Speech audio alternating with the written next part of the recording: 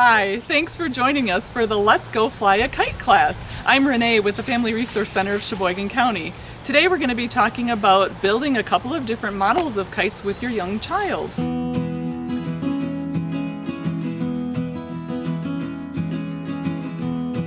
So we're going to talk about the STEAM educational approach. So that's science, technology, education, art, and mathematics. One of the parts about math that I'm going to use with my young helper Paul is measuring with a string. Rulers make some sense to some kids, but string is easier to start to apply that basic concept.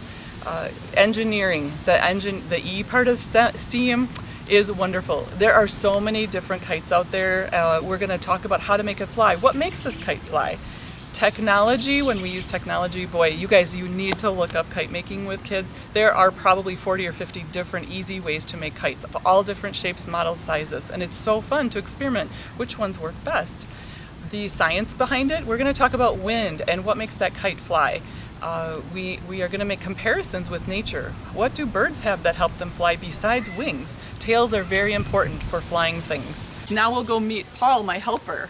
And since I'm not related to my helper friend Paul, I'm going to put on my mask. And Paul is wearing his mask too. Good job. Masking up for safety, right, Paul? Thank you. Can you say hi to everybody? Hi. How old are you? I'm 4. Great. Nice. Okay, so for this first kite, we are going to need some dowels and either, do you want to hold up the garbage bag? We're going to need a garbage bag or a big piece of paper, and you can use newspaper as well. All right, and we're going to need kite string and duct tape, ribbon, and some cloth or whatever materials you have for the tail. All right, let's show them how to make the kite. So, with your child, start by measuring the length of dowels or sticks. We used 1/4 inch in diameter dowels. You will make the cuts later. You can use a traditional tape measure or yardstick or a piece of string to mark how long you'd like the sticks or dowels to be. Let's measure this. Can you sit down over here? Okay. All right, so let's measure because we need a stick this long. So we're going to measure with this. See? Okay, you do it. And I'll hold on to the end. Good job. Now we're going to mark it because that's where we're going to cut it later. Do you want me to mark it or do you want to mark it? I don't know. Okay. So right at the end. Good. Thank you. Now I know where to cut. Thank you. One of the dowels should be a measurement of about 32 inches and the other one about 24 inches. If you'd like your kite a different finished size, then adjust accordingly. The shorter dowel should be about 2/3 of the length of the first dowel. Next, have your child decorate a large piece of paper or plastic with washable paint, and that is fun to use because you can use more science-based education in seeing what colors mixed with another color make a third color. You can also use washable markers, stencils, colored pencils, anything that you have around the house to decorate. While your child is decorating, you will build the kite frame. Take the dowels that you are going to cut and cut them. Then notch the ends of each of the dowels. So you will have 4 notches on the ends of the dowels. These notches are going to be used to place kite string in.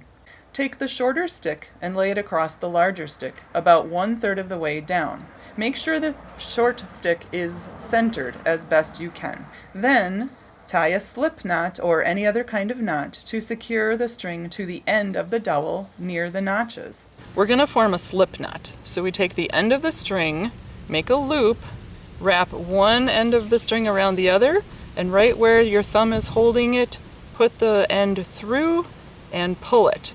You know you have a slip knot when you take the full end and it ties like this. Another fun thing with a slip knot is if you pull it, it comes all the way out. So again, make a loop around your thumb, put the end of the string where your thumb was and pull, and then you have a slip knot. So you tie it around your dowel, pull it tight, and start wrapping until you think it is secure. Then, beginning at that stick, place the string in the notch and work down towards the next notch and the next and the next and come back to the first one so that you will have a frame shaped like a kite. After you have finished making your frame, make sure that you tie off your string. So you should have a secure frame. After your frame is completed with the string outline, place your child's art on the frame. Let your child know that you do have to cut and trim their artwork. With your child's help, fold the edges down and tape with duct tape to secure the artwork around the frame. After the artwork is attached, you'll want to take another string about 4 to 5 inches longer than the longest dowel and tie that string at the top of the dowel and again at the bottom. This string will be a little bit loose and it is used to tie the kite string. You can now attach your kite string to the kite. Near where the dowels meet each other in the center, tie and secure your kite string. You may need to adjust the string later on after you've flown your kite. Next, it's time to make the tail of the kite. Measure out a piece of ribbon about 2 to 3 feet long. I think starting out longer is better because you can always shorten if you need to. Attach the end of the ribbon to the end of the kite. Now take pieces of ribbon or cloth or anything. We actually used Mylar balloon cut up. So you can take anything to make little ribbons for weights for the kite string. All right, now you should have a completed kite. So try flying the kite. Again, if there's not enough wind or if the string is in it needs to be relocated or if the kite tail needs to be adjusted, expect that. Talk with your child about what you think needs to be adjusted in order to make the kite fly better. So, have fun flying!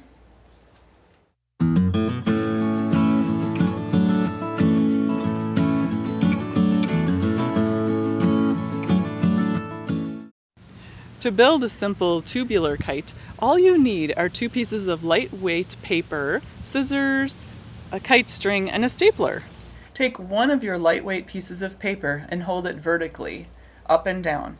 Take the top part of the paper and fold it down to the bottom, making a hamburger fold. We want that short type of fold called the hamburger fold for little ones, rather than the long skinny fold called the hot dog. All right, so we have our hamburger fold. On the folded edge, make a mark halfway down. Then make another mark 1/4 of the way in. Take one corner of your paper and bring it to the 1/4 mark. Hold on to that, flip the paper over, and take the other corner and also bring it down to the 1/4 mark. While holding on to both edges, staple those corners down at the 1/4 mark. Then take your stapler and staple at the halfway mark. That is where we are going to get your string through. Put your string through and tie it in a secure knot.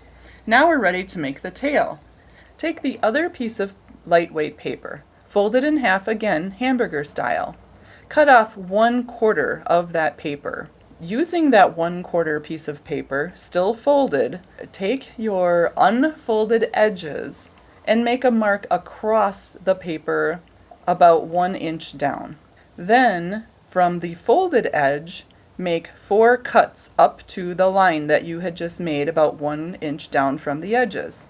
Open up that piece of paper. You should have 2 edges and 4 cuts in the middle of your paper.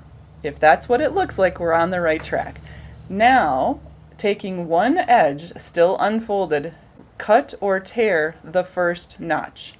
Then, flip your paper over, and where the second cut is, tear that so that you're beginning to have one length of paper for the kite tail. You will do this in a zigzaggy motion until you have one continuous longer piece of paper. Staple one end of your long paper to the end of your kite, and that makes your tail. So, have fun flying! Has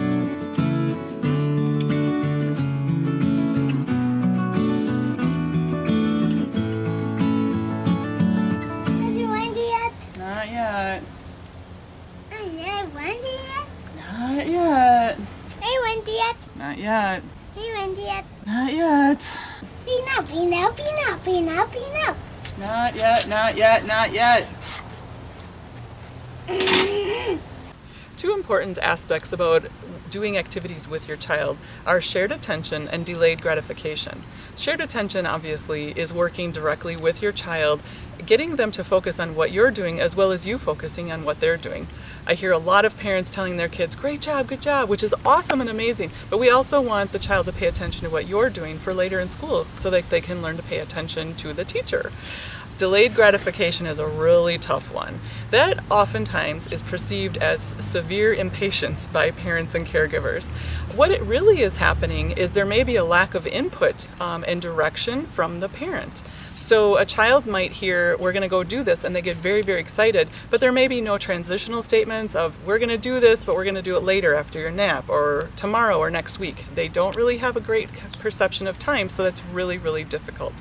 So that lack of information, lack of transition, or just misunderstanding really does lead to issues with delayed gratification. We do need to teach our kids delayed gratification, because if we don't, they are going to really struggle. Even some adults have trouble with delayed gratification. How often do you look at your cell phone or go on Facebook or any of those social media sites? We are very impatient as humans. Also, when you think about what are we going to have for dinner tonight? We don't often make meals from scratch, do we? You guys, I'm just going to order pizza. We go to the drive-thru at the nearest convenient place. So think about that. Think about how little we also delay our gratification, so we really can't expect our little ones to do it. They need a lot of help with self-regulation, calming down, and thinking things through. So this is a great way to practice that.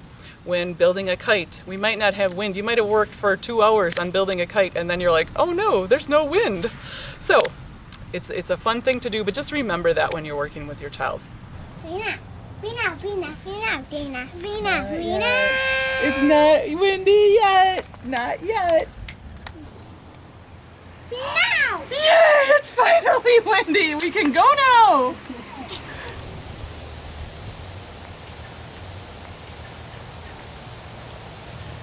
Whew, I'm just taking a little breather in our stick fort. That was such a fun time. Paul's over there flying the kite right now, or trying to get it to fly. I think we have a little adjustments to make.